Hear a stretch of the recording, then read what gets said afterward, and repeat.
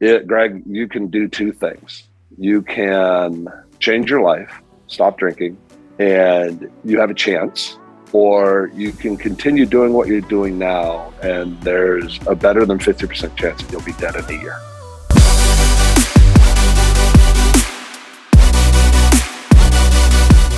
Hey everyone, and welcome to the Academy podcast with the #1 international best-selling author and multi-award winning success and life coach, Kamil Shah. I want to thank each and every one of you for taking this opportunity to grow together with me, Kamil Shah, and my guests on this program. Each episode of the Academy podcast is filled with insights and wisdom from my guests, which I believe can have a profound impact on the way we live our lives. Without further ado, let's dive in. Hello and welcome to the Academy podcast with myself, Kamil Shah. I hope you're doing fantastically well wherever you are tuning in to today's episode. I'm super excited about today because I have a friend of mine joining, and I can't wait to bring him on to share his story with all of you tuning in right now. Joining me today is Greg Spector. Greg is an educator, coach, and writer. Born in Encino, California, Greg holds a Bachelor of Science in Applied Kinesiology from SDSU and a Master of Education from Urbana University, Ohio. The son of an accountant and teacher who adopted him at a wee 7 years old, they had no idea the highest mountains and deepest valleys that would accompany Greg home with them. Greg started coaching volleyball at the age of 19, and he has been fortunate enough to coach teams in all four hemispheres. He has also played competitive level volleyball, basketball, soccer, and team handball internationally, collegiately, as well as in high school. Greg was selected to the junior national volleyball squad in the summer of 1988, and together with his teammates, toured Canada. He has toured internationally with the U.S. Maccabi contingency to several countries representing the United States in both volleyball and basketball. In Greg's chapter, he allows the reader a glimpse inside the athlete's winning mindset. He reveals what happens when that same mindset is applied to other areas in life, specifically alcohol. He guides the reader through a raw, uninhibited look inside the fight with the greatest opponent of his lifetime, alcohol. There, he finally discovers that winning means losing it all. In his spare time, Greg enjoys spending time with his family, reading, writing, and fishing. Most recently, Greg became an international best-selling author when the co-authored book, Authentic, Courageous Humans Who Change Their Lives by Rewriting the Story, hit #1 in the Amazon charts across the globe. Welcome, Greg. Welcome. Thank you for having me. It still sounds strange to hear, doesn't it? International bestseller. Mm. It's amazing what the collection of 21 people can do when they really try. So I was grateful. I'm very grateful and thankful that Tina Wilson invited me to be a part of what we were able to do. It was good fun. A lot of work, but good fun.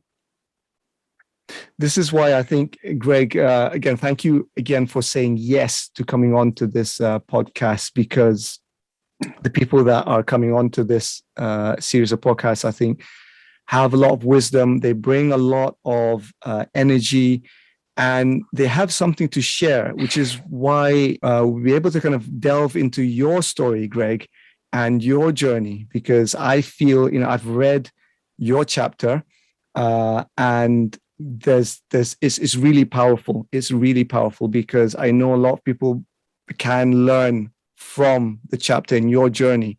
Again, I don't want to give too much away, but I think specifically we're looking at kind of how that then, in the context of gratitude, of being grateful. You mentioned about being grateful that Tina and all of us are part of this journey, and approaching your journey in terms of gratitude. How would you describe that, Greg?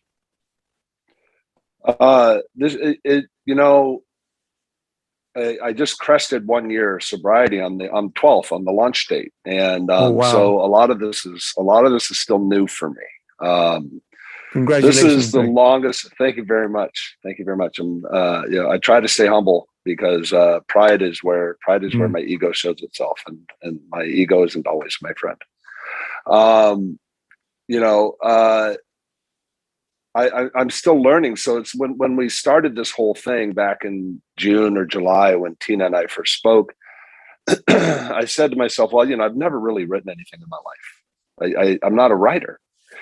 And she said, we had just reconnected over Facebook, and we were chatting and catching up. I was hearing her story, she was hearing mine, and she goes, I'm putting together this book, and I really think your story would be interesting for the book.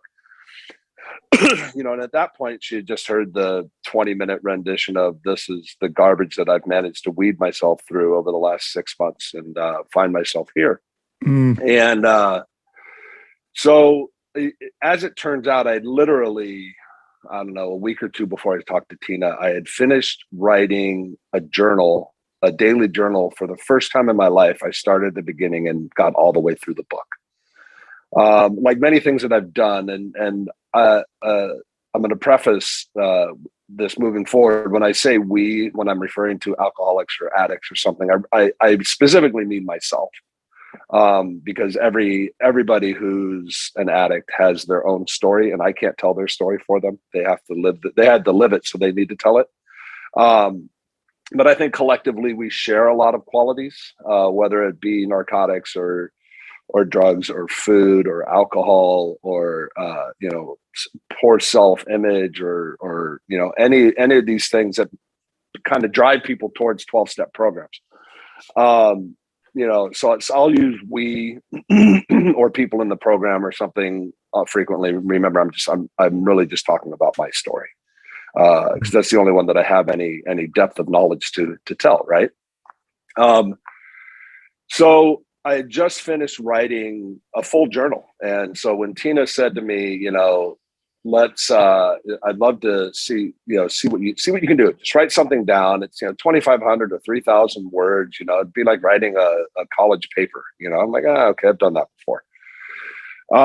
So basically all I did is I grabbed all these journals, these sheets of papers and napkins, and that one journal that I'd written, my daily reflections and stuff from front to back. And I kind of just sewed together this fabric. It was a sloppy cloth that had little pieces of stories here and there. And I sent that to Tina, and she said, "Greg, you got it. This is it." And so we spent 5 months turning that into a story, that had some sort of flow, that had a beginning and end, and we were bridging paragraphs and stuff that I'd never really thought that I would ever do. I mean, I made it all the way through my master's degree, basically writing one word more than any professor ever asked me to write. It's a 3-page paper. Well, you're going to get 2 pages and 2 lines, because I've written on the 3rd page. So that makes it a 3-page paper. That was my mentality. I literally, that's why when she said you should write this, I'm like, that doesn't make any sense, because that's not what I do. And then my friends are like, yeah, but you've written a master's thesis, but it's like, it's in this box, it doesn't have, like, it has these parameters that make it very easily, identify, come up with your thesis, experiment do an experiment, write your findings, investigate your findings, redo it again to make sure your findings are consistent. It's very methodical. It's not really this open-ended free write. And it's almost like checking the box almost. Yeah. I mean, they almost give you like this, they almost give you like a form letter to fill in, and you just put in the parts that match what you're doing. And I don't want to belittle the process, but I mean, because getting a master's degree is certainly an accomplishment, and it shows somebody's commitment to learning and to becoming literally a master of whatever subject matter it is that they're trying to attain. But to do something so open-ended that really didn't have any script or any idea, that was just going to be all me, and then to have it be this thing that I just finished carving out of me, you know, because I literally had to excise this beast from me, this alcoholism, this addiction. I had to try. I mean, obviously, you know, I truly don't believe we're ever healed. You know, addiction is something that we live with every single day and that we manage every single day. And if we turn our back on it, it'll come back and get us. You know, it's the tiger waiting in the bushes, silently waiting for you to turn your back and ignore it for 5 seconds. You know, so to put that all down on paper was very scary for me. Very, very scary. So I was talking with my parents and just kind of kicking the idea around. One of the things that made me start writing was, you know, I said, I'm just going to treat it like it's therapy. You know, I'm going to write this story because if I get it out of my head and onto paper, you know, then it's not kicking around in my head anymore. You know, and then that'll be helpful. And if I get nothing else out of this, but you know, 2 or 3 months worth of writing an idea, purging all of this stuff and putting it out on paper, and it's no longer in my brain. It's something that I've kind of thought about, conceptualized, and given it a name. You know, I've given this thing a name now, and I've put it over here, and I can look at it occasionally and go, isn't that a pretty little piece that's sitting on the counter? I wrote that. That's nice. It's not in my head anymore. You know, and that was great. So that's what I did. That's how I got through the first write. That was the first writing process, was just really just purging it from me, for me. It was selfish, completely selfish. In fact, I asked Tina, I think along the way in those first couple of months, like, am I going to make any money out of this? You know, so it was, you know, there was no gratitude involved whatsoever. This is what's Greg going to get out of it. You know what I mean? And the answer was nothing, other than the fact that LMU girls, you know, you're going to get the joy of knowing that you're going to help this wonderful, wonderful cause. And so that was part of me starting to, then from that moment on, I continued writing, but then I had a different focus. You know, I stopped thinking about me and I started thinking about literally globally, right? Because, you know, Kenyan girls getting out of their villages and changing lives, 1 penny, 1 nickel, 1 dime at a time, so that other people can have things that I take for granted. You know, like a place to go home that's safe at night. Not having somebody come into my village and steal me away from my family when I'm 12 years old and just take me someplace, you know? So through that, in fact, I a couple of months later, so developing the story still, I was still on this, like, God, you know, and you, Kamil, might have gone through the same thing. Like, do I really want this to be printed? Do I want this to go out? You know, now I've written this story, right? And do I really want anybody else to read it? Yeah. You know, it was great. I got some therapy out of it. I feel some gratitude. Again, I'm going to be selfish and go, okay, I've accomplished something. I feel better. We can end there. You know what I mean? Yep.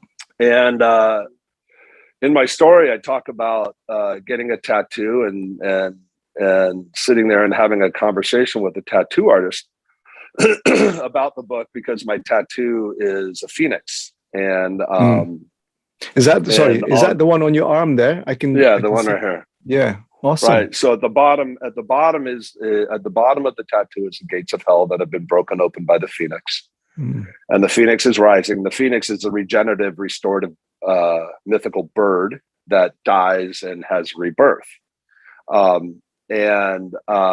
You know, so that's kind of where my mindset is about, you know, last November 12th of 2020, I did die. A part of me died.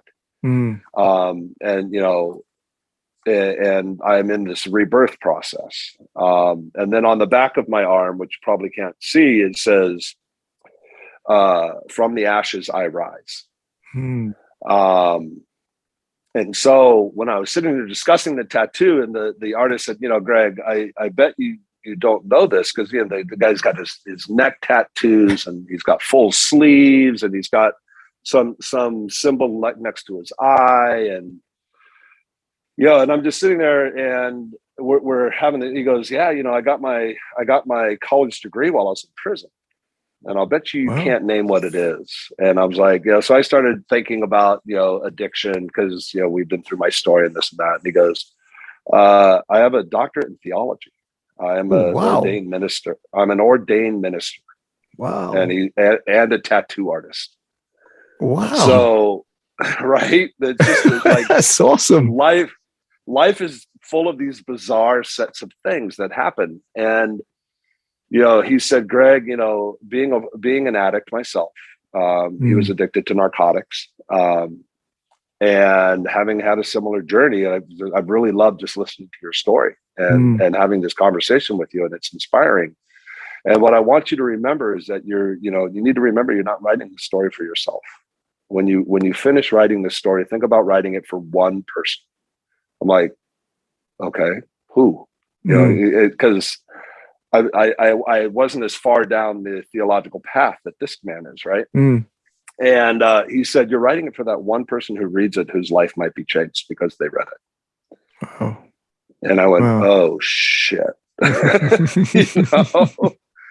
I'm like, okay, you just really, and that cemented it for me. That was really the point where I went back and I started rereading what I wrote. And I made sure that in there, my purpose was, I wanted to make sure it sounded like I was speaking to the person reading it. I wanted it to be sure. I wanted it, whoever read that story, I wanted them to see themselves through my eyes. And hopefully my prayer is that one person literally will read it and start a butterfly effect and, change one person's life, who changes another, who changes another, who changes another. And if that accomplishes that goal, then my personal journey with that writing is complete, because that's my goal, is to help one person to help another. And out of that grew all of these other things. When I stopped trying to control it and I stopped trying to make it about me and what do I get, and made it about what can I give, then it grew it grew its own legs, it grew its own heart, it grew its own mind, and it started just going places that I'd never imagined it would go. And that's how 24 More was born, was out of that mix of just trying to, what can I give away? Who can I help? How can I reach? Who needs to hear this? What hasn't been explored yet in the avenues of addiction? And how can I reach that person? And 24 More is about getting outside of the walls of the rooms, crawling up from the basement of the church where you're drinking coffee and yesterday's donuts and, sharing your stories, and getting out in the world and getting the sunshine in your eyeballs, and playing golf and going fishing and kayaking and hiking and camping and something other than sitting in a, cold, dark cellar talking. I mean, that works. I mean, it's got, obviously AA and NA and the different fellowships have been around for 100 years now, or 85 years. And, it works, but it's not that it stopped working for me. I just got bored. It was boring. I wasn't in danger of using again, but I was bored. I needed something. I needed the program, but I needed to make it different. I needed to make it fit me. That wasn't my lifestyle. My lifestyle wasn't go to work, go to a meeting, sit in a room, share stories with my fellow alcoholics, and then go home and feel like I had the answer. I grew up my whole life playing outside, playing baseball, basketball, volleyball, soccer. I come from actually a soccer family. My uncle Steve was one of the predominant people back in the 60s, 70s, and 80s that pushed soccer in Los Angeles for youth. Oh, wow. And so, my mom played in competitive soccer leagues until she was, I think, in her 40s. They were recreational leagues, but if you tell my mom and those women that it was just recreation and not competitive, some of those women would take you out. How dare you? Right. And they were out there throwing elbows and checking each other and going after the ball, Yeah. So, I come from that stock, from that family that, my dad, is 79 years old, but until into his 70s, he was riding his bike twice a week, playing golf twice a week, wow. playing basketball every Sunday with his friends, and so just a very active family. And so for me to sit in a room and tell my story and feel like I was accomplishing something wasn't for me. So I needed to find something else. So I needed to create something. I needed to manifest something that worked better for me. And 24 more, I'm hoping, will be that conduit that other people that are like-minded that maybe get bored and then they go back out because they're bored. I don't want them to go back out. I want them to find another way. Greg, super. I've just got tons of notes here. I don't even know where to start. Thank you for sharing all of that. I mean, it's simply awesome. I think the crux of all of this, you mentioned purpose, and the way that you described in writing. At one point, it was no longer about you writing this for yourself. You're writing this for that one person, as that tattoo artist / minister was kind of mentioning to you, writing this for someone else. That change of perspective, I kind of completely resonate with, because again, when I was asked by Tina, again, shout out to Tina and Cindy for organizing all of this. The first thing that I thought about was, okay, what am I going to get out of this? Right. Right. We started talking about, okay, how do we organize the royalties? How do we, I've started to think about all of these things. And then when Tina said, actually, no, we're suggesting that all of the proceeds go to charity, which is this amazing charity called Enemy Girls that is set up by Cindy and her team to get girls out of poverty and into a sewing program in Malindi in Kenya. When she described this, my thinking was, I completely changed perspective. And I was like, wow, this is no longer about me. And the same way that you've described there, that my story is, I'm putting it out there, not because it's about me, it's about how can someone else take my story and improve their lives. And suddenly, like, it just kind of just opened up. The whole completely new realm just opened up for me. And I completely resonate with what you've mentioned there about flipping it the other way around, as opposed to this is for me, but it's for someone else. Yeah, thank you for sharing that. I resonate with that quite a lot. Now, on that topic as well about purpose, is there a relationship between purpose and addiction? Now, we're talking about addiction, but in any type of addiction, do you think is there a kind of correlation between purpose and addiction? Well, we, just to make sure that I'm answering your question, if at some point I go off on a tangent, let me know, because I'm good at that, because I like meandering. I like telling stories and meandering. That's the best. That's the best. Sometimes you learn so much.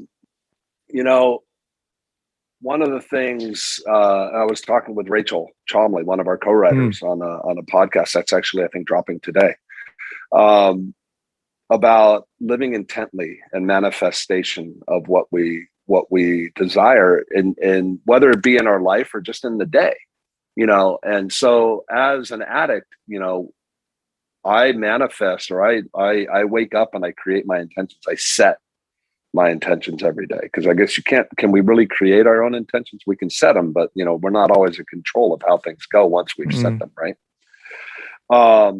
So, I wake up, I get my room in order, I get my life in order, I say my prayers, and I set my intentions for the day. I try to manifest, what am I going to do? What's my purpose today? What am I going to accomplish today? And I go about my day, and at the end of the day, I do a reflection. How did I do? Did I fall short in this area? Did I overachieve in another area? Did I allow myself to get in my way? Was I helpful? Was I of service to people? I was really, I went to the store and I wasn't really kind. Somebody was taking longer in front of me, and I just allowed old Greg to kind of show up and get frustrated. And why is somebody creating an obstacle in my life? Because they're living their life and your lives have intersected, So by living with a purpose and living with a sense of direction, knowing that at the end of the day, if I've tried my best to create a bubble around me so that everybody kind of that I come in contact with is sensing, a greater purpose in their life, or, oh, hey, that, it was great talking to you. I feel like, hey, this was great, or, I'm at a loss for the words, if they feel better because I've crossed their path today, then I've had a great day. You know what I mean? And that's not always going to happen. I'm going to have bad days. I'm human. I'm going to have bad moments. I'm going to have bad moments and great days, and I'm going to have great moments and bad days. I love that. Nothing's 100% solid. Like, your day nobody gets a whole day where there's absolutely zero goes wrong. And if you find that person, hang close to them and listen to the numbers they're saying. They might have a lottery ticket in their stomach. Yeah, right. I mean, it just, because that's not how life works. Life isn't 100% in any given direction. It's always changing and oscillating and coming back and cycling back to things that you need to relearn. That's something that I truly believe, that when we feel like, people say I'm caught in a rut. Well, I think life is trying to tell you something. It's trying to teach you. You're coming back to that moment for a reason. You're cycling back to that person that you are in that space because you're supposed to be learning something from it. And for me, that was addiction. I was cycling back to that bottom, which seemed to sink lower every time I found it, because my life, my higher power, the greater existence, my God, whatever language suits your best needs. I choose a power greater than myself, because by myself, I can't do this. It was trying to teach me something for 38 years. It took me 38 years to learn the lesson, and a lot of loss and a lot of, lessons along the way that I missed because, I didn't want to hear it. I didn't want to listen. I was much happier, in the ignorance and the bliss of ignorance. If I just keep staying drunk, then I don't have to pay attention to all the chaos that's going. That literally I'm creating. You know what I mean? If I stay drunk, I don't have to pay attention to my broken family. I don't have to pay attention to my sister's addiction and her suicide. I don't have to worry about it. It's not something that, it's not part of it. It's just her. It's there. It doesn't matter. It doesn't mean anything to me because I'm drunk. Who cares? So that was how I avoided all of those things, is I used alcohol to avoid feeling, so every time I cycled back around, I didn't really learn the lesson until I was laying on that bed, staring up at a doctor who literally told me, Greg, you can do two things. You can change your life, stop drinking, and you have a chance, or you can continue doing what you're doing now, and there's a better than 50% chance that you'll be dead in a year. And obviously, I'm coming up on 11 months or 13 months sober, so I've made it past a year. I did change my life. That was the final cycle. That was the final return to the lesson that I needed to learn. That rut had finally been broken. That cycle had finally been broken. I learned that I did have to change. That life wasn't something that was happening to me. It was something I was doing to myself.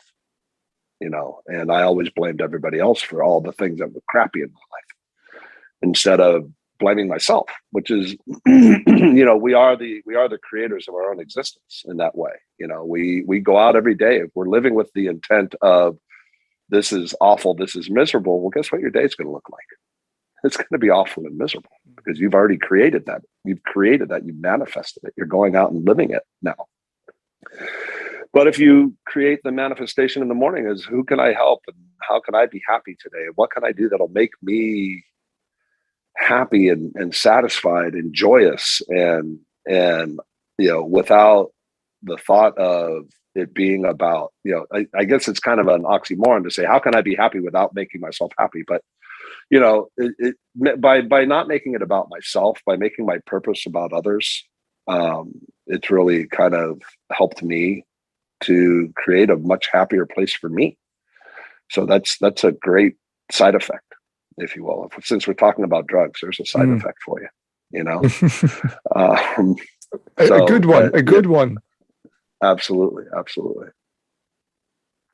I love that because it's both ways. You're not only helping others, but in fact, you're helping yourself through helping others. And I think that's the beauty of flipping it the other way around, as opposed to saying it's all about me, but okay, well, who can I impact and help today? And again, the way that you described it there is beautiful, because it doesn't have to be huge things. It can just be simple things that you do on a daily basis, but it all adds up at the end of the day.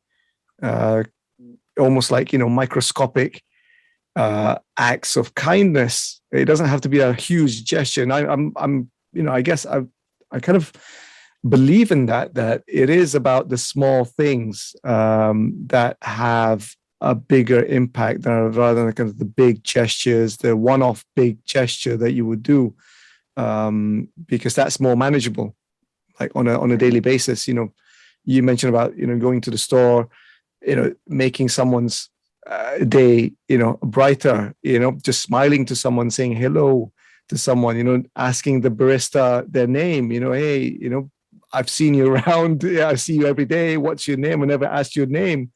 And, suddenly the barista has a smile on their face because someone's asking, oh, someone is actually wanting to know my name.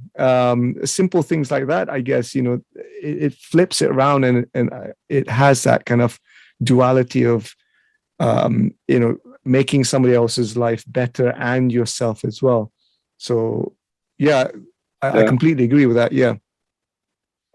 Yeah. Imagine a world where everybody held doors for each other and tried, and helped people carry their bags out to the car, and spent that, let's say, grand total of your entire day, spent 15 minutes doing things for other people. That door, holding the door open, is what, 10 seconds?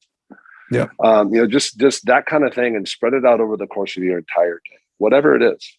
Can I get you a cup of water? It looks like your water. You looks like you finished your water. Would you like another cup of water? I'm going to the kitchen. I'll just grab you one while I'm there. Just inconsequential individual events. But if everybody spent 15 minutes doing it, and there's billions of people on the planet, that's a lot of people doing gracious things for other people. And, in today's, a couple of things, in the last, 20 years or so, the world has gotten really small, really, really small. I mean, look at you and I are literally half the world apart. Absolutely. And here we are talking in real time, looking at each other's faces, seeing our expressions, and sharing a moment in time that, if things are working well, you're going to go out and share with your friends, and I'm going to go out and share with my friends, and we're going to spread some joy from this moment outward. And the ability to contact and reach people on a global scale is so powerful, that I think we're losing that context a little bit, because it's so easy. The context is being dropped of why have, again, cycling back to that rut, why has it been given to us as a power that we have?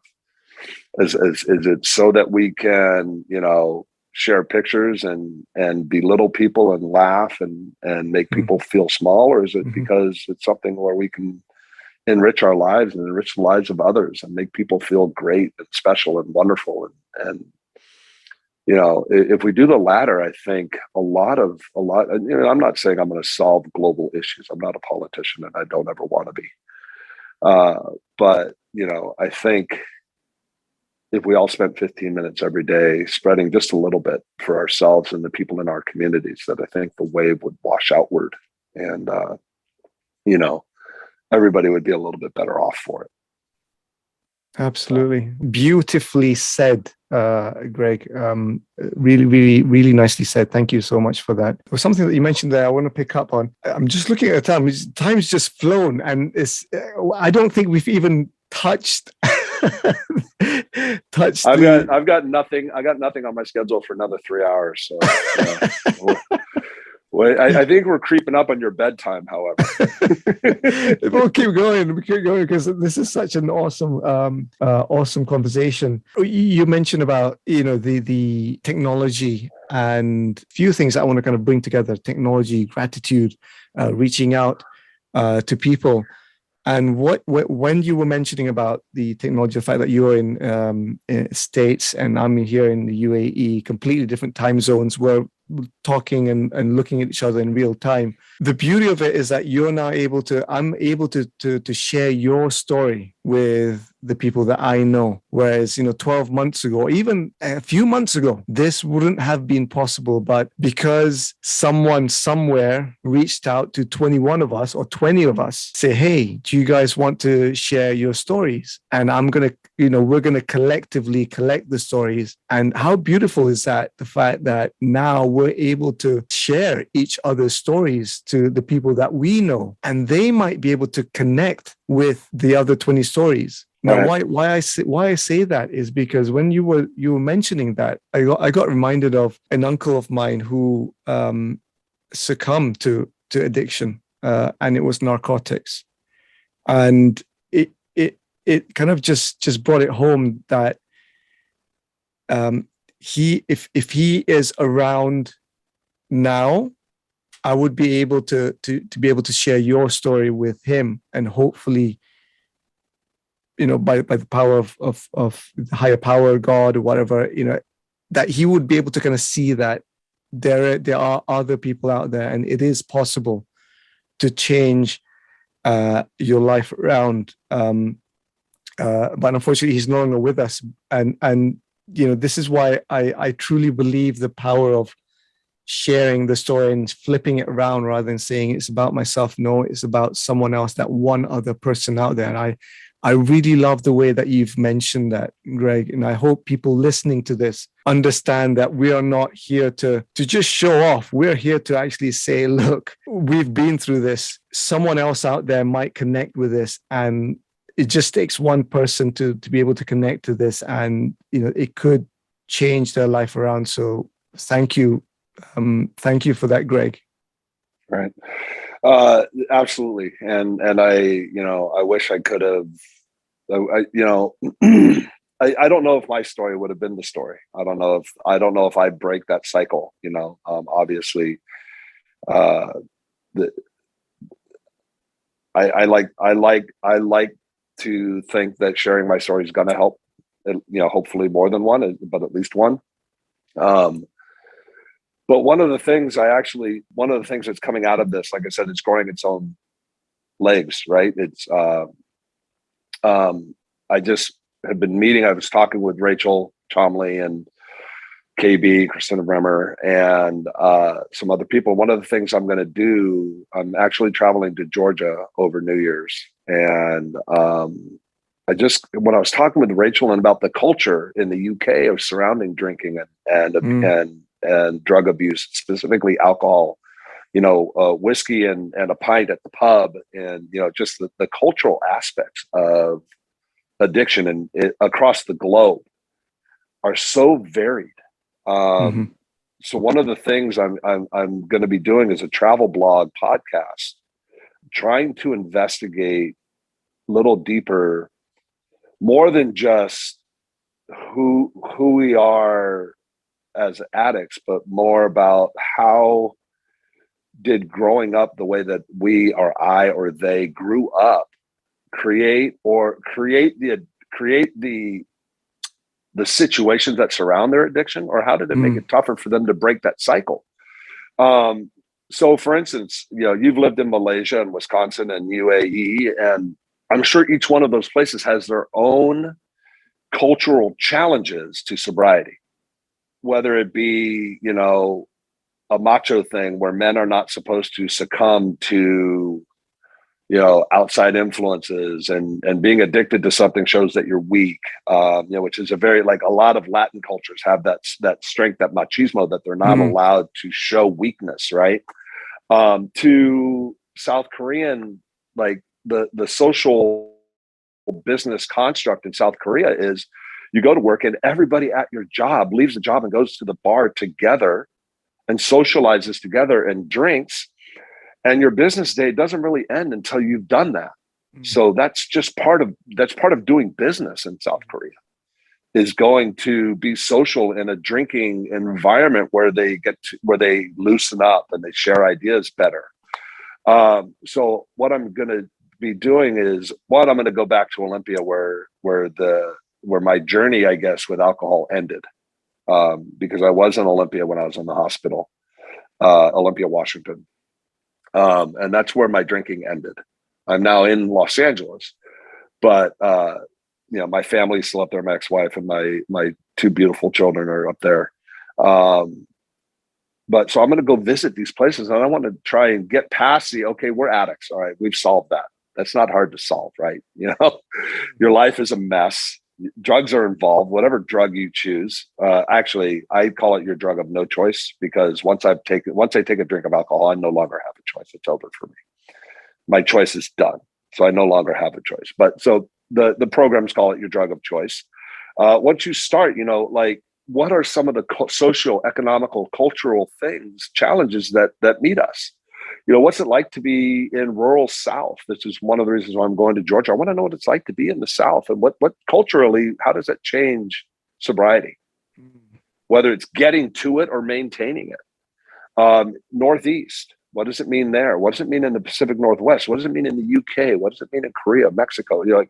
Go to these places and let's investigate what are we really talking about as far as removing barriers for people, getting rid of shame, getting rid of, maintaining not only our dignity, but say, I can honestly say in any room, anywhere I go, that I'm an alcoholic, and I don't feel any shame about it, because that's not my purpose anymore. My purpose isn't about my alcoholism. It's about, maintaining my sobriety is the most important thing I can do in my life. But if me standing in that room saying that I'm an alcoholic helps one person come up to me and go, hey, yeah, this has kind of been bugging me too. I've already had a friend contact me and go, Greg, you know what? I think I've always known that I drink, but I didn't really realize until I read your story that maybe I'm a heavy drinker. And I'm like, so we just chatted. He's in Ohio, and one of my coaching friends that I met 20 years ago or 15 years ago coaching. And so we talked for a long time, and that's I guess I put myself in a position, hopefully, where that's my purpose, where I get to talk to one person at a time and say, hey, let's try and find your intent. What's your purpose? What do you think you want to do, and how do you want to do it? And so that's going to be and it's going to be attached to 24 more. It's going to be part of, how can I travel, and where can I go, and what does it look like to be a sober human being? I'm going to start with the United States and see where it goes. See if it grows more legs than one country. Hopefully it will. I'm sure it will, Greg. I mean, it's that the intent is there, and as always, if the intent is there, the purpose is there. I think that's the driver right there. It will happen. So, I'm fully supporting what you're doing right here. So, thank you so much, Greg. I want to touch on 24 more. You mentioned that just for the purposes of people tuning in, if you can explain a little bit more about 24 more. So 24 More is going to be a website that is designed for people to, obviously click on and find. I'm going to be putting together, I'm going to be chartering boats to go fishing. I'm going to put together golf tournaments, kayaking events, literally anything you can think of that's going on outside. And it might just be, like I said, I don't know. I know I'm going to be doing these events, right? Fishing is where it all started for me. I shared before with when I was with Rachel, but this kind of whole thing manifested itself when I was on a boat. I treated myself after my 6 months when I was bored. I went on this boat to go fishing, and I did my research, and my therapist said, you really shouldn't go because, when you go on these charter boats, people start drinking at like 5 a.m. I know this because I was one of them. You get on the boat, you stow your poles and your rods and your bags and everything. You put it where it belongs, and you head straight to the galley. You grab yourself some sort of breakfast sandwich and a beer. Mm. And it's 5:30 in the morning and you're drinking your first beer. Because you got anywhere between 2 and 5 hours of riding on a boat with no fishing. You're just riding on the boat, and the vessel goes out to the fishing grounds and everybody sits around and drinks and swaps stories and that's what it was. And so this guy walks in, I'm about 6 months sober at the time. And this guy walks in and it's 5:30 in the morning and we're on our way we're still in the harbor. The boat hasn't even left the harbor yet. And he goes, what kind of beer you got back there? I go, I'll take that one. And then he says, you got enough beer on this boat? Da da da da. And the deckhand or the galley hand Nick says, well, there's 17 of you, and I think I have 190 beers. I think we'll be okay. And I said, well, there's only, my response was, I was just sitting, I was listening in. I said, well, you can cut it down to 16 because I won't be drinking. And the guy got his thing and left, and Nick and I started chatting, and I said, yeah, this is my 6-month sobriety present to myself to go fishing. And he goes, oh, that's cool. I've got, I've been sober for 3 years. So the galley hand that's working in the gun, he goes, oh, and the deckhand's been sober for 5 years. And Bill, the captain of the boat's been sober for 20. Oh, wow. So somehow by the grace of God, I had been put on this boat with an entirely sober crew. And then the next time I went out, it was on a charter boat with a guy named Phil Friedman, who's does an adventure podcast video thing here in Southern California.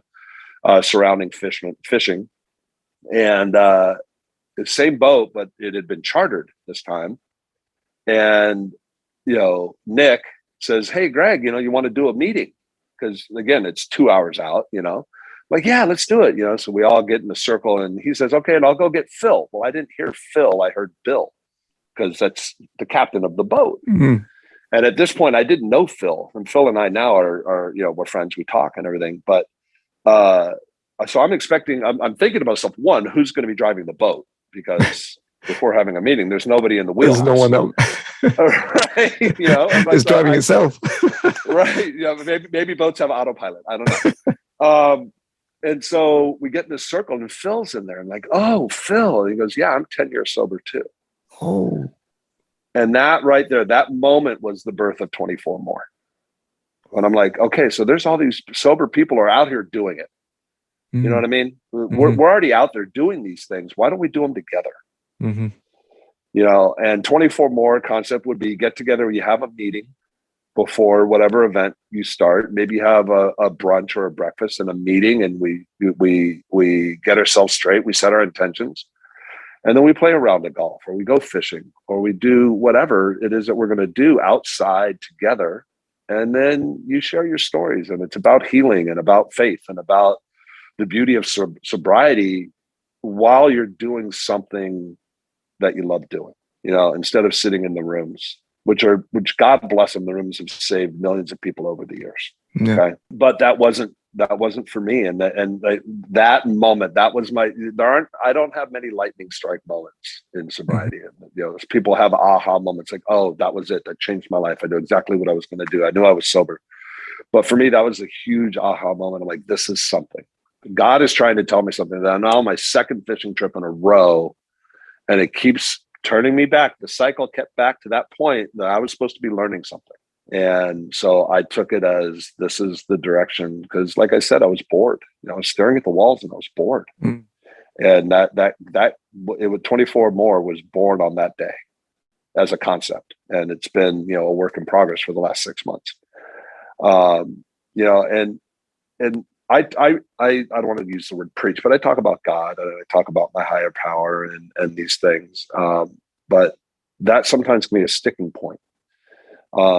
So when I talk to people that are either new to the program or struggling with that concept, one of the things I tell them that I had to do for me is I had to find or create whatever language works best for you, a power that's greater than myself. And what does that look like? And what does it mean to you? For me, the concept hit home. I was at a sunrise meeting in San Diego. One of the best teachers in life, the best lessons we learn in our lives, we steal from other people, right? So this guy in this meeting said, his father had just passed away and he was sharing, and he was clearing out his dad's house. And his dad was a lawyer from the 20s and 30s, and you can take this mental Hollywood picture of what the desk of this, really powerful San Diego lawyer would look like, this giant oak desk. Huge. With the veneer and the glass top, and it's this giant, it's 12 feet long and 4 feet deep, and has 87 drawers, and it has this giant sloping chair behind, right? I mean, you've got this mental picture of what this desk looks like.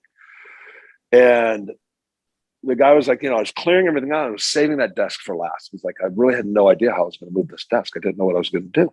And he's like, so I wound up just called up, 5 or 6 friends, and this guy's been sober 30 years or so. And he said, you know what? It was then that it struck me. It's like, I couldn't believe I was 30 years in the program when it finally hit me what a power greater than myself is.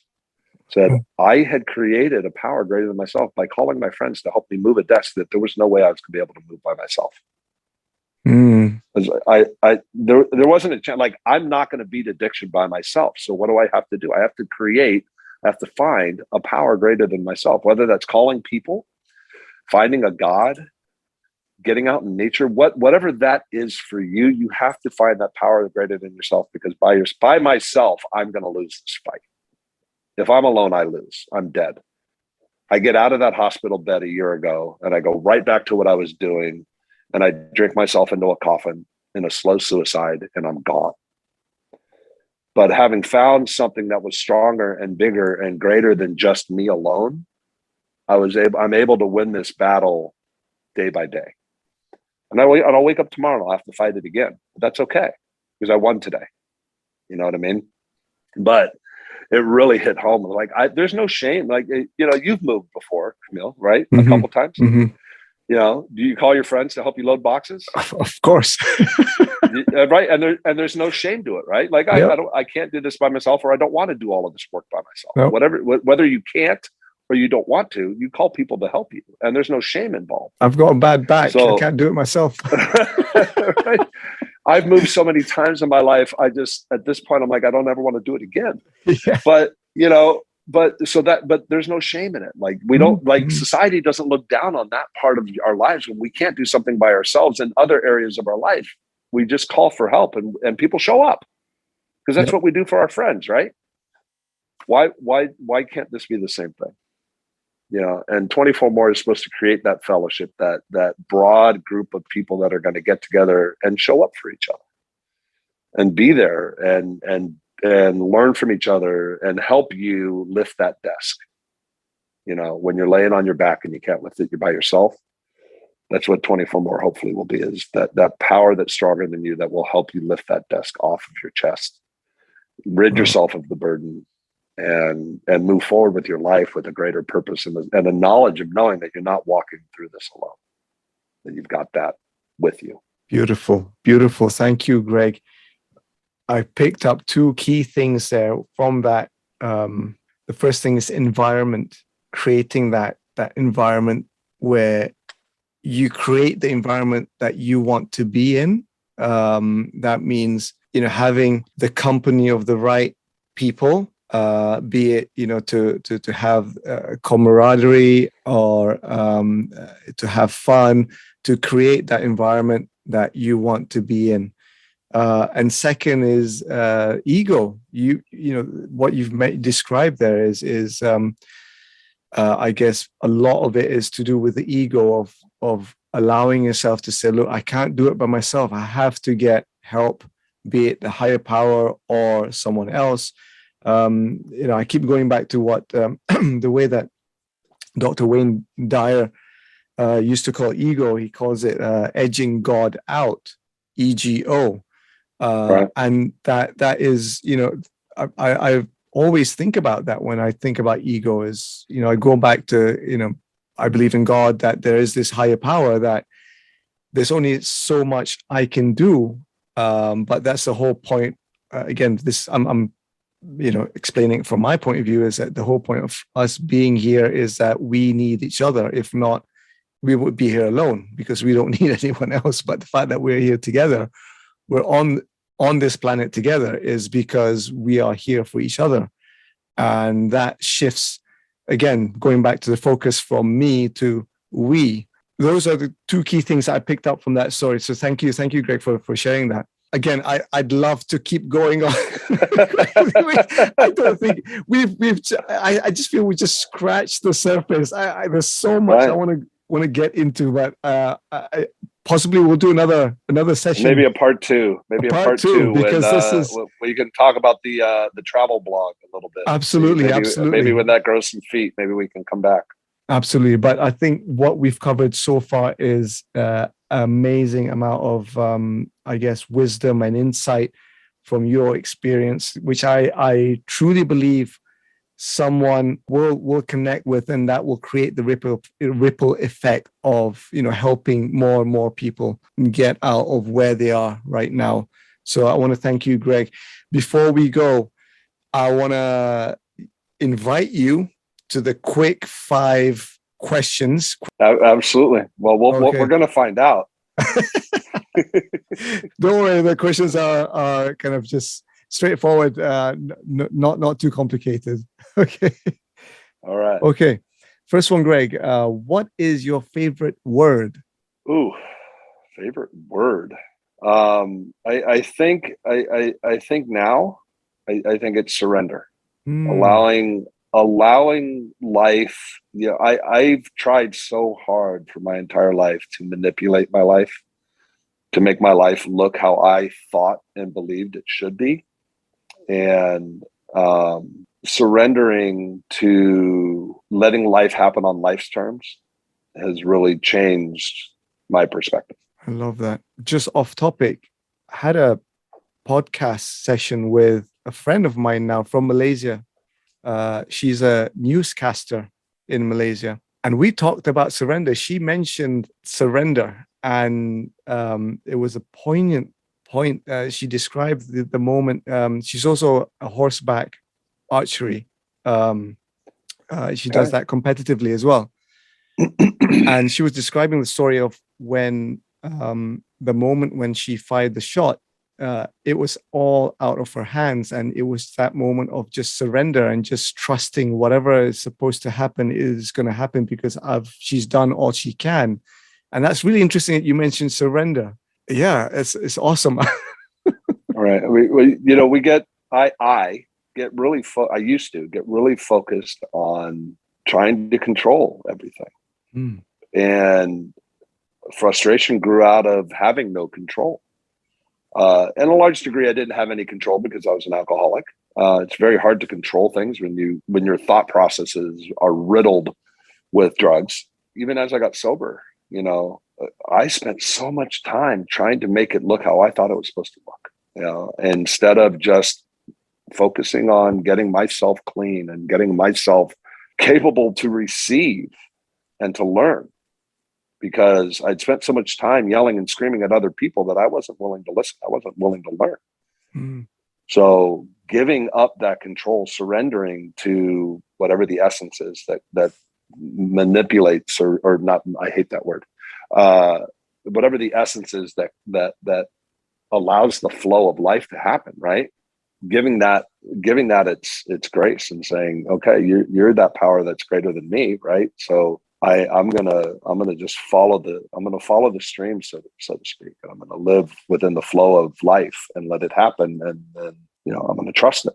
I love that. Anita Wu, if you're listening to this, which I'm pretty sure you're going to be listening to this, I want you to connect with Greg Spector, because we talked about surrender, and both of these podcasts covered surrender. So maybe we can do possibly a joint podcast after this about that topic. Absolutely. I'm in. Awesome. So second question, Greg, what are you currently reading or listening to? Preparation for developing my own podcast. I'm listening to a lot of sobriety-based podcasts, and listening to people's stories as they come on, trying to learn about, really looking into the essence of addiction, and then trying to hear how people pieced together their sobriety and how do they maintain it, and is there a place for this 24 more to have a broader impact. You know what I mean? Is there a little piece of everybody's puzzle that might be missing that we can fill with that? And I read a lot of, for the most part, I'd love to go, I'm reading Carl Jung's Synchronicity and get all esoteric and everything, but I don't.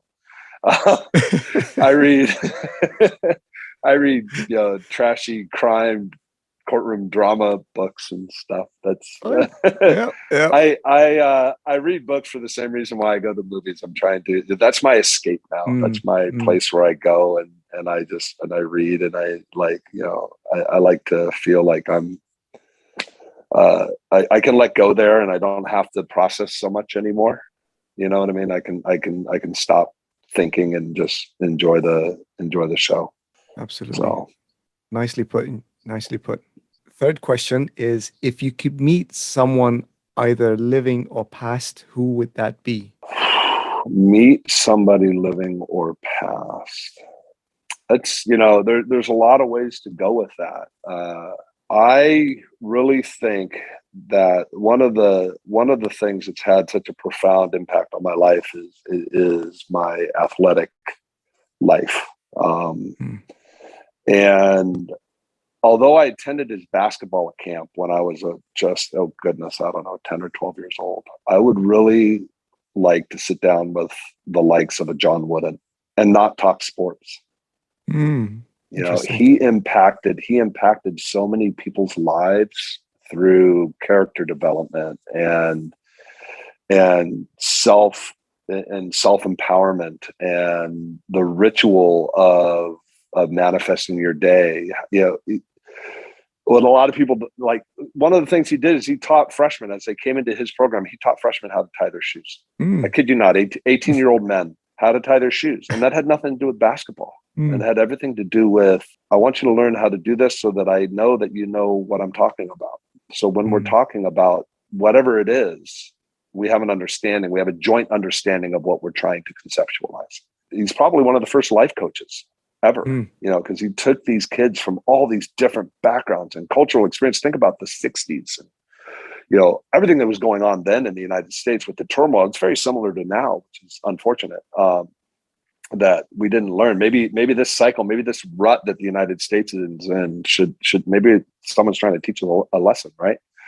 And he put these teams on the floor that were just amazing, but he started with teaching everybody how to tie their shoes. Wow. And I'd love to just kind of pick that part of his brain, like, just empowerment of human spirit and the thought that he put behind those things, I think would be a great lesson for anybody to learn. Fantastic. Okay. The question number 4 is, what advice would you give to your younger self? Short of not drinking. Oh goodness. The best advice I could give myself would be to be humble. Going through addicts, getting sober is very humbling. You are not forced, because nothing is forced, right? If you're working your program correctly and you're really trying to be introspective and change your life and be a better person when you get spit out the other side of whatever this is, this process of sobriety is, you have to look at your indiscretions of your life and what are some of the things that you did. Ego, I talk about ego in my story a lot, and that my ego run amok is a dangerous thing. So the contrast to that is, how could I have been the athlete that I was and have been humble? I don't know the answer to that, because I didn't provide myself with the opportunity back then. So I think that would be the best thing, is to maintain a sense of being humble and help those around me and see how it would have changed the greater good for the teams that I was on, for the people I surrounded myself with, for eventually my life with my family and my children and everything. Would that have had this ripple effect out into my life? That would have been, I think, probably the best thing that I could have learned younger, was to be more humble. Awesome. Great advice. And I think applicable to anyone. I think so. Awesome. Thank you for that. Fifth question is, what can we expect from Greg in the next 5 years? Again, the big picture, right? I'm still trying to get through today. If, like what I want to happen, we'll see where it goes. What I want to do is I want to try to communicate and touch and affect and contact as many people that are having trouble getting to that next level of understanding of themselves in sobriety. International bestseller was never on my list of stuff to check off in my life. But through this process, it's happened. So that's having a little faith in the process. I'm putting a lot of faith in the process of this, what's shown itself to me in my life now. So 5 years from now, if you and I have a conversation and I can say, I'm speaking to groups of, in the next couple of weeks, actually, I'm going to be speaking to a group in a Tennessee correctional facility about sobriety and manifestation and mindset, and how can we talk to prisoners about changing how they see things. So if I'm doing that on the regular and I'm reaching as many people as I can to try and just one word that comes out of my mouth can elicit any kind of change on a grander scale than it is right now, then I would consider that a massive success. That really is what it's about, is trying to individually, one at a time, change lives for the better. And hopefully they can take that and they will be the moving force, whereas I want to be the local force, or I want to be the person that's communicating with the individual and let the individuals run with it, and if I can speak to as many people and talk to as many people and share my writing and my time, then it'll be success. So that in 5 years, if I'm doing this on a bigger scale, then I think that would be amazing. Amazing. Thank you for painting that picture for us. So completely supporting you, Greg, and your efforts. So thank you for that. Greg, we've come up to just over almost an hour and a half now. So, and again, like I said, we have to do this again. So Greg, thank you so much for joining me in this session today. This has been the Academy Podcast. I have been with Greg Spector. Thank you so much, Greg. Thank you so much to everyone for tuning in. I'm so grateful for your story, Greg, and for being with us. Again, like I said, we will have to do this again. We've just barely scratched the surface. Thank you again for joining me and everyone today.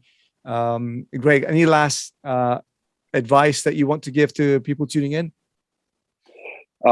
Just never ever stop trying.